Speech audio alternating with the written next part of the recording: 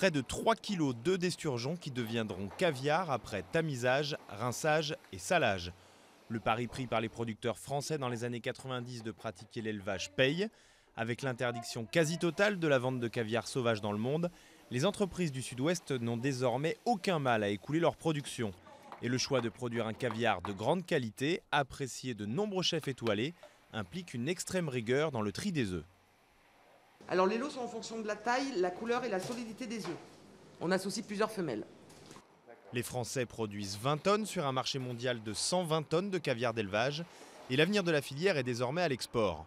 Mais les stratégies divergentes freinent la procédure engagée il y a quelques années pour l'obtention d'un label indispensable pour imposer ces produits au niveau mondial.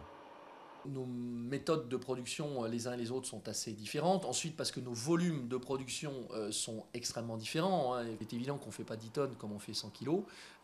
Et que pour pouvoir accéder encore une fois à un label et à quelque chose de qualité, il faut qu'on soit en mesure de surveiller, de contrôler et de labelliser l'ensemble de la production. Difficile donc de vendre sous une même appellation un caviar à 700 € le kilo et un autre à plus de 2000. Cet avis est partagé par le deuxième producteur mondial de caviar d'élevage, la société Sturgeon, qui produit 12 tonnes chaque année sur 7 sites implantés dans tout le Sud-Ouest.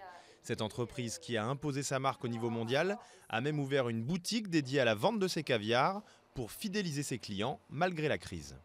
Je revois la clientèle que j'ai vue l'année dernière, que j'ai vue l'année d'avant, je les revois cette année. Donc voilà, il y a vraiment une belle relation qui s'installe et les gens se font plaisir.